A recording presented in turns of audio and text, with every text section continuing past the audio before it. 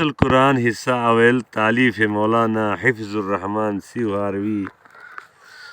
خالق کائنات نے کائنات کو انسان کے ہاتھ میں مسخر کر کے خلافت کا شرف بخشا ہے۔ سورہ بنی اسرائیل آیت نمبر 70 وَلَقَدْ كَرَّمْنَا بنی آدم۔ سورہ بقرہ آیت نمبر 30 میں انی جاعل فی الارض خلیفہ، یعنی میں زمین پر خلیفہ بنانے والا ہوں۔ پھر سورۃ طٰہٰ آیت نمبر 50 میں وَہَدَيْنَاهُ النَّجْدَيْن، دونوں راستے دکھلائے۔ مخلوق کی حقیقت خالق سے بہتر خود مخلوق بھی نہیں جان سکتی۔ اللہ جل جلالہ نے فرشتوں سے کہا میں ایسا خلیفہ بنانا چاہتا جو اختیار و ارادے کا مالک ہوگا، گویا وہ میری قدرت کا مظہر ہوگا، یعنی سٹیج ہوگا۔ خلافت الہیہ کا مدار عبادت پر نہیں، علم پر ہے۔ حکومت ارضی صفت علم کے بغیر ناممکن ہے۔ اس لیے آدم علیہ السلام کو اللہ جل جلالہ نے اپنے صفت علم کا مظہر اتم بنایا، یعنی چیزوں کے تاثیر کا علم دیا گیا، یعنی سائنس کا علم آدم علیہ السلام کی پوٹینشل میں دید کی گئی۔ سورۃ الانبیاء آیت نمبر 105 کا مفہوم ہے کہ زمین کی وراثت نیک بندوں کو حاصل ہوگی۔ ابراہیم علیہ السلام کو حقائق اشیاء کی جستجو کا طبعی ذوق تھا، ہر شے کی زندگی کا مقصد سمجھتے تھے، حق یقین حاصل کرتے تھے۔ ابراہیم علیہ السلام نے اللہ جل جلالہ کی سسٹم، دین یعنی نظام قائم کرنے کے لیے 3 طوریہ بولا: انی سقیم، انی اخوک، فعلہ کبیرہم۔ یہ تینوں طوریے جنہیں جھوٹ نہیں کہا جا سکتا، طوریہ کہا جا سکتا ہے۔ صوفی ابن عطاء اللہ رحمۃ اللہ کے بقول ربما کمنت المنن فی المحن، اللہ جل جلالہ کے احسانات و کرم اکثر مصائب کے اندر مستور ہوتے ہیں۔ اس عربی قول کا یہ مطلب نکلتا ہے، اس لیے مصیبت اور پریشانیوں سے ہرگز نہ ڈرے۔ یوسف علیہ السلام نے دراز مدت قید سے خلاصی پر فوراً یہ نہیں کیا کہ باہر جائے، بلکہ گفتگو کا سلیقہ اور تبلیغ کا مقصد ہمیں سمجھایا، جس میں عزت کو بچانے کے لیے عزیز مصر کی بیوی کا نام نہیں لیا، ہاتھ کاٹنے والیوں کا حوالہ دیا، اللہ جل جلالہ خیانت کرنے والوں کی تدبیروں پر کامیابی کی راہیں نہیں کھولتا۔ جو شخص خودداری کی وصف سے محروم ہے وہ انسان نما مضغہ ہے، گوشت کا ٹکڑا ہے صرف، بس وہ خود اعتمادی پر انسان رفعت حاصل کر لیتا ہے۔ دریا دلی کا نام ایمان ہے، وسعت وسع القلبی کا نام ایمان ہے۔ حضور صلی اللہ علیہ وسلم کی بعثت اخلاقیات کی تکمیل ہے، صرف عبادات اہم رکن نہیں۔ لڑکی نے موسیٰ علیہ السلام سے کہا تھا میرا باپ آپ کی نیکی کا بدلہ دینا چاہتا ہے۔ اس بات پر موسیٰ علیہ السلام بار بار عزت نفس کے پیش نظر متاثر تو ہو رہے تھے، لیکن اپنی دعا کا پیش خیمہ سمجھا، جس نے درخت کے نیچے آ کر رب انی لما انزلت الی من خیر فقیر یہ دعا کی تھی، اس دعا کی قبولیت سمجھ کر چلا گیا۔ جادو اور سحر پر نظریات۔ ابو حنیفہ رحمۃ اللہ جادو یعنی سحر کو بے حقیقت شے سمجھتے ہیں۔ ابو عبداللہ قرطبی رحمۃ اللہ کے نزدیک سحر واقعی شے ہے، اللہ جل جلالہ اس کے ذریعے سے جو چاہتا ہے پیدا کر دیتا ہے۔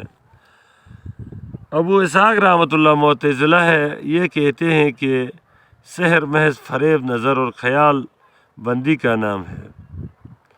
اور بعض کے نزدیک تخیل کے منتقل کا نام ہے اور معجزہ براہ راست اللہ جل جلالہ کا فعل ہے۔ کاہل کے قوائے عملی کی خرابی سے اس کے قوائے دماغی اور شجاعت مفقود ہو جاتی ہے، ڈیلیٹ ہو جاتی ہے۔ وہ ذلت پر قناعت کرتا ہے، کوئی ان کو شجاعت پر مائل کرے تو ان کے لیے مشکل پیغام نظر آتا ہے، اپنی نجات پر شک کرتا ہے۔ اس کی وجہ سے غلامی کی حالت میں صدیاں گزر جاتی ہے۔ کاہل آدمی کی غلامی کی حالت میں ہی صدیاں گزر جاتی ہے۔ بنی اسرائیل صدیوں کی غلامی کی وجہ سے پست ہمت اور بزدل ہو گئے تھے۔ جب فرعون کی تعاقب قریب آ گیا تو ان کی رعب کی وجہ سے جنگ پر آمادہ نہ ہو سکے، جبکہ جنگ کرنا اس وقت ضروری ہو گئی تھی۔ جب اللہ جل جلالہ نے سمندر میں غرق کر دیا فرعون کی قوم کو، تو سمندر کے اوپر لاشوں کو تیرتے دیکھ کر عورتوں نے دف بجا کر گیت گائے، خوشیاں کیے، جہاد نہ کر سکے کیونکہ غلامی ان کے دماغوں میں مالک کے رعب بس چکا تھا۔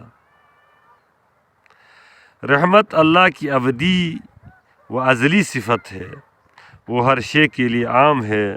عذاب خاص حالت کے ماتحت ہوتا ہے اور کردار کی نسبت ہے، اللہ کی صفت نہیں ہے۔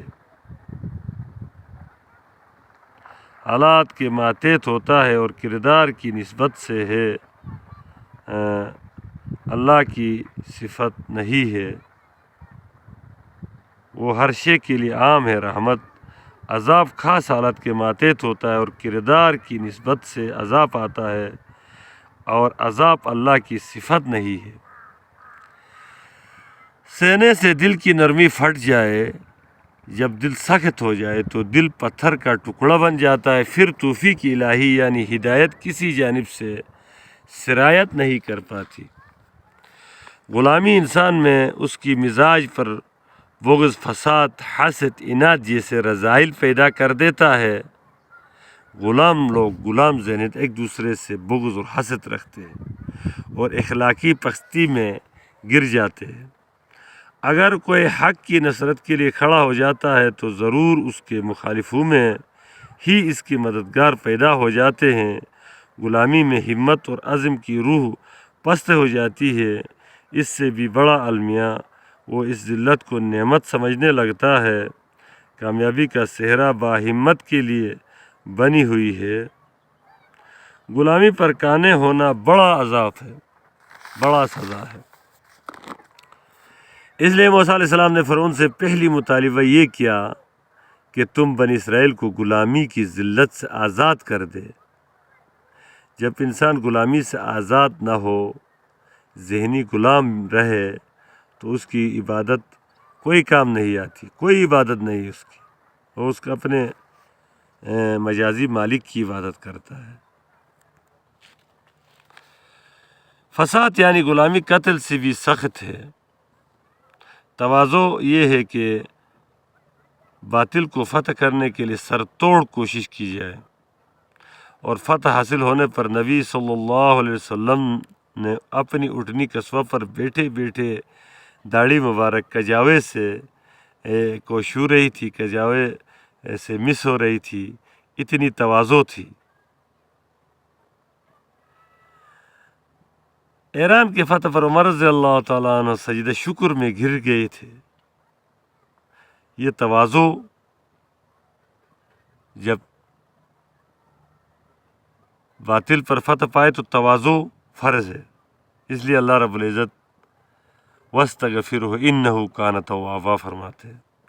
اسلام نے جہاد کو اس لیے فرض قرار دیا کہ موت کے ڈر کو دل سے نکال دیا جائے۔ یہ موت کی جو ڈر ہے دل میں، یہ غلامی کی بیج ہے، جڑ ہے، اور شہادت کا شوق دل میں داخل ہوگا، اس لیے جہاد کو فرض قرار دیا گیا۔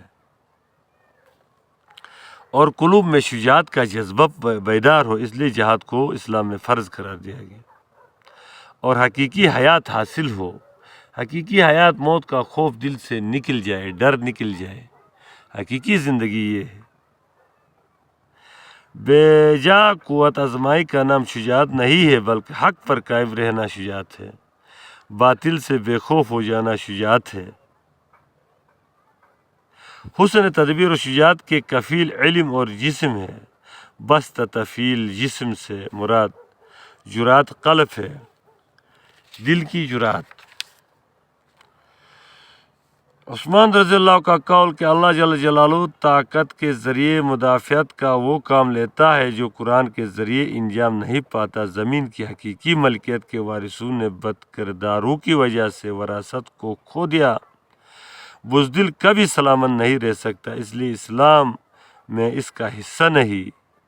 اللہ جل جلالہ کی جانب سے خیر ہی خیر ہے۔ ہمارا کردار بعض چیزوں کو نشر کر دیتا ہے، لیکن حقیقت کے اعتبار سے وہ بھی خیر ہی ہوتی ہے۔ ہمارا کردار جو ہے یہ بعض چیزوں کو شر کہہ دیتا ہے، جبکہ حقیقت کے اعتبار سے وہ بھی خیر ہی ہوتی ہے۔ سورہ نساء آیات نمبر 79 کا مفہوم یہی ہے کہ مصائب میں سخت امتحان انبیاء کا ہوتا ہے۔ مصائب پر صبر پر اللہ جل جلالہ کی صفت رحمت جوش میں آ جاتی ہے۔ مصیبت صرف گناہوں کی پاداش میں نہیں آتی۔ یونس علیہ السلام کا بد دعا دے کر چلے جانا اللہ جل جلالہ کو پسند نہ آیا۔ مایوسی اسی لیے کفر ہے کہ اس کی وجہ سے عمل کرنے کا ارادہ آرزو ختم ہو جاتا ہے، اصل عمل ہے۔ بحوالہ قصص القرآن حصہ اویل صفحہ نمبر 559 ختم شدہ